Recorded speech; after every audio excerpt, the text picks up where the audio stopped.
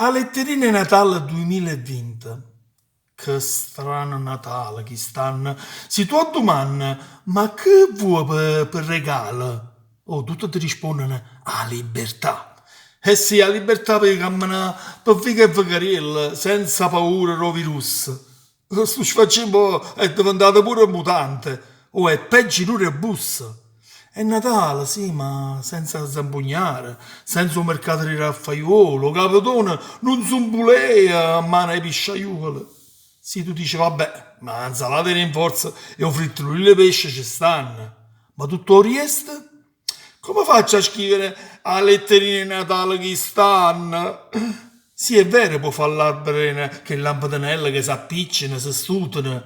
Ma noi ci appicciamo o ci stutiamo? E questo poi dipende da noi. O bambinello tiene una faccella, un po' fastidiosa e dice ma che resta muscia? A dove sta gente pa via? Pure San Gennaro non ne può sapere e fa un miracolo. Se fa priare la gente, ma la gente stracqua. È finito lo spettacolo. Non ci sta niente da fare. O sangue non si è squagliato. Maro, aiutaci tu, che San Gennaro non ci pensa più.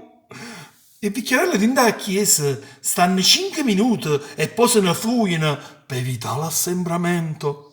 Carolia, dove vai? Da cagassa. Io sono soggetto a rischio, me l'ha detto il dottore. Ah, e io? E io che facevo girare presepio. Mo che faccio? O girare canale? E capimma fa. E che faccio a dire?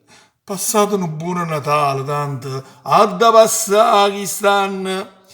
Chi sia un Natale della pandemia, che tutte le feste se ne fuggono senza alleria. Ma l'anno che viene ci facciamo tutto quanto vaccino e potremo camminare senza paura ro vicina.